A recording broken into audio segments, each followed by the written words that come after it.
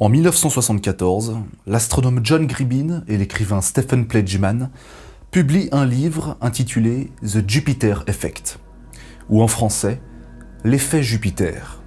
Dans ce livre de vulgarisation scientifique destiné au plus grand nombre, ils y décrivent les orbites des planètes et annoncent un rapprochement planétaire sans précédent avec les astres du même côté du Soleil dans un angle de 95 degrés prévu pour le 10 mars 1982. Cela pourrait avoir des conséquences sur la rotation de la Terre et son atmosphère, mais aussi des catastrophes naturelles, dont un réveil de la faille de San Andreas qui menacerait l'État de Californie tout entier. Le livre rencontre un succès énorme et deviendra même un best-seller. C'est une porte d'entrée dans le monde cosmique pour beaucoup de gens et forcément quand on n'est pas habitué, de telles prédictions, ça fait peur. En même temps, un rapprochement planétaire sans précédent, c'est du jargon scientifique sérieux, donc ça doit être sûrement vrai. Sauf que le 10 mars 1982, la date fatidique, 8 ans après que les auteurs du livre se soient fait les poches avec les ventes de leurs bouquins, il ne se passe strictement rien. La faille de San Andreas reste calme et l'atmosphère ne s'est pas barrée dans l'espace sans prévenir. Un mois après ce non-événement, ils revinrent sur leur décision. En fait, le rapprochement planétaire n'était pas prévu pour le 10 mars 82, non. Il était prévu 2 ans avant, en 1980, et ils vont même jusqu'à justifier ça en expliquant que c'est ce qui a causé l'éruption du mont Sainte-Hélène. La communauté scientifique riait évidemment de bon cœur face à de telles inepties. Et si plus récemment John Gribbin a annoncé être désolé d'avoir participé à une telle connerie, son livre a quand même grandement influencé la culture populaire. En effet, si on ne s'intéresse pas trop à l'espace, un alignement planétaire, ça peut faire peur. C'est un événement cosmique suffisamment nébuleux et peu connu du grand public pour maintenir une aura flippante. Le fait est que le système solaire est rempli de vide. L'espace entre les astres est tellement conséquent qu'il est impossible de représenter notre voisinage avec des échelles réelles. C'est tellement vide que toutes les planètes peuvent tenir entre la Terre et la Lune.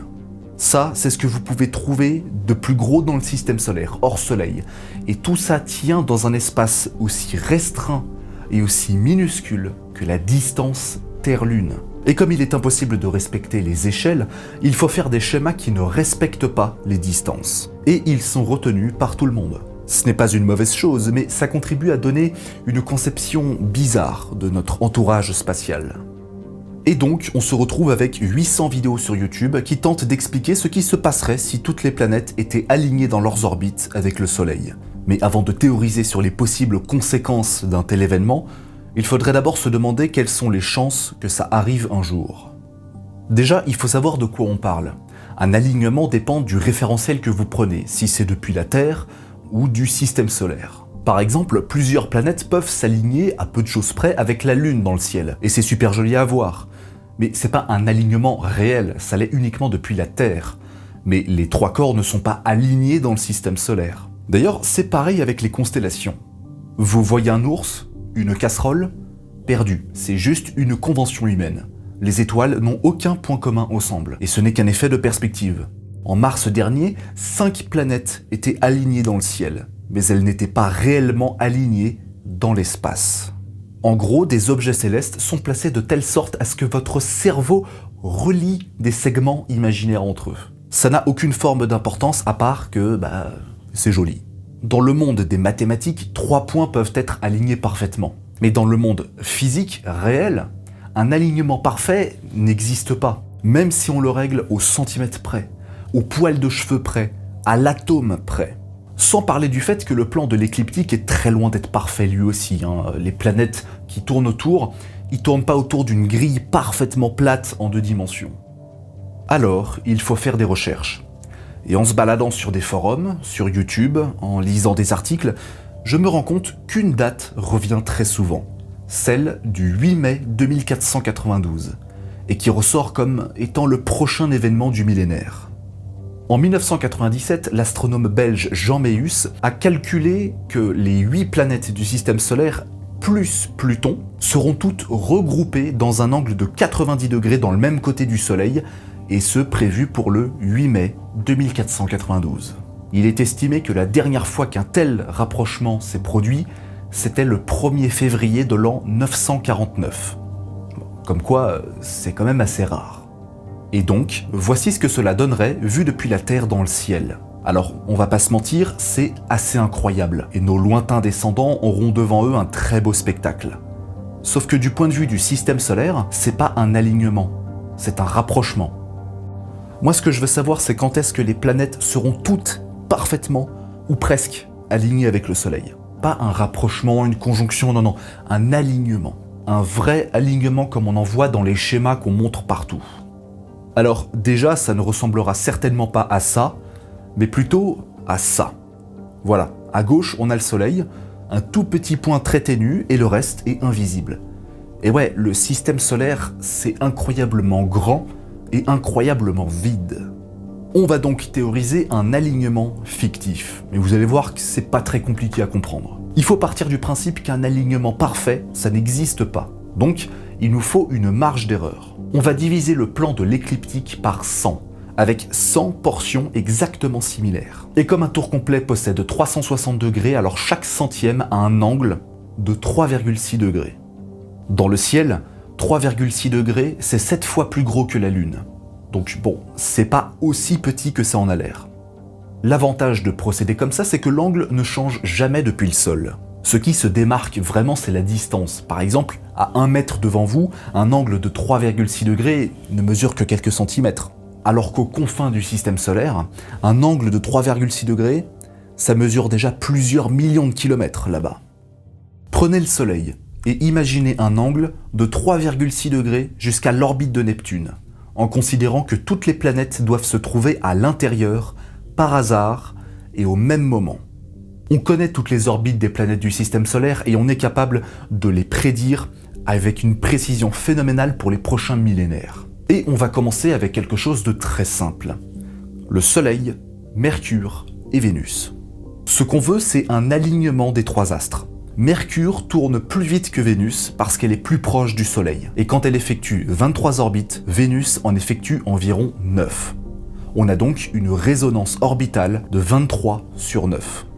Et forcément, il y a un moment où Mercure va dépasser Vénus dans son orbite. À ce moment précis, techniquement, les 3 astres sont alignés. Pas parfaitement, certes, mais ça rentre totalement dans notre marge d'erreur de 3,6 degrés. À l'heure où cette vidéo est publiée, c'est arrivé la dernière fois au début du mois de septembre 2023, et la prochaine arrivera en fin janvier 2024.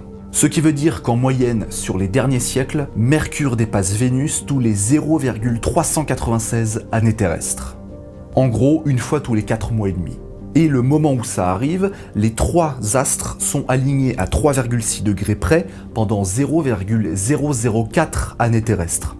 Donc environ 36 heures. Le Soleil, Mercure et Vénus sont alignés à 1/100 du plan de l'écliptique près pendant 36 heures. Là déjà, on a une base. Mais que se passe-t-il si je décide de rajouter la Terre dans mon équation? Eh ben en fait, c'est juste un calcul de probabilité. Pour que la Terre soit alignée pile au moment où Mercure dépasse Vénus, il faut attendre plus longtemps. En effet, les chances que pendant cet alignement Soleil-Mercure-Vénus, la Terre soit alignée avec les autres est de 1%. Donc il faut 100 scénarios avec un seul qui marche, parce qu'on a divisé le ciel par 100. Donc il faut multiplier par 100 le moment où ça arrive. Ce qui veut dire que le Soleil, Mercure, Vénus et la Terre sont alignés à 3,6 degrés près une fois tous les 39,6 ans. Et c'est juste une moyenne, c'est une probabilité. Rien ne dit que ça arrive régulièrement tous les 40 ans. Et à chaque fois que l'on veut rajouter une planète, il faut multiplier cette probabilité en années terrestres par 100. Par exemple, les chances de voir les 4 planètes rocheuses, donc avec Mars aligné avec le Soleil un jour, arrive une fois tous les 3960 ans. Et donc, en me basant sur ça, j'ai désormais la réponse à cette question épineuse. La probabilité que toutes les planètes du système solaire soient alignées avec le Soleil avec une marge d'erreur de 3,6 degrés, c'est-à-dire 1/100 du plan de l'écliptique, arrive une fois tous les 396 milliards d'années. Autrement dit, ça n'arrivera probablement jamais. Le Soleil a une durée de vie de 10 milliards d'années. Après ça, c'est une naine blanche à moitié morte. Les géantes gazeuses continueront sans doute à orbiter autour, mais comment prédire un truc aussi lointain? Et encore, dans mon calcul, j'ai inclus une marge d'erreur de 3,6 degrés. 3,6 degrés de l'orbite de Neptune, donc 1% de son orbite, c'est 280 millions de kilomètres. C'est l'équivalent de la distance entre le Soleil et Mars. Sur 1% de l'orbite de Neptune, on peut aligner 6500 Neptunes de suite. Donc, alignement, encore une fois, c'est vite dit. Et plus vous allez restreindre la portion, plus les probabilités seront faibles. Par exemple, si je mesure avec une précision de 1 degré, c'est-à-dire 1/360e du ciel, la probabilité qu'un alignement à 1 degré près arrive, c'est une fois tous les 13 400 milliards d'années. La deuxième question à se poser, c'est de savoir si un pareil miracle ait des conséquences sur la Terre. Tous les corps célestes ont une influence gravitationnelle sur vous, que ce soit la Lune, l'astéroïde du coin, Pluton, le Soleil ou la galaxie la plus lointaine de l'univers. Mais cette attraction, exprimée en N, en Newton, est relative à la masse de l'objet, mais surtout à sa distance au carré. La Terre exerce sur vous une force d'attraction de 980 newtons, et le Soleil a une force 1600 fois plus faible que notre planète. La Lune, au plus près de nous, vous attire là maintenant avec une puissance de 0,0039 newtons, donc une force 250 000 fois plus faible. L'intégralité des planètes réunies au plus près de la Terre vous attire avec une force de 0,000064 newtons. Donc pas de quoi vous faire arracher du sol, pas de quoi provoquer des séismes et pas de quoi réveiller la faille de San Andreas. Bref, un alignement parfait ne peut pas arriver. Un alignement précis mais quand même imparfait n'arrivera probablement jamais. Et si jamais ça arrive, il se passera rien. Mais vu à quel point un tel sujet peut faire flipper certaines personnes, pour le coup, c'est une bonne nouvelle pour eux. En attendant, vous pouvez toujours vous abonner à la chaîne, partager mon travail, mettre un petit pouce bleu, un commentaire, activer la cloche et regarder les autres épisodes. À la prochaine!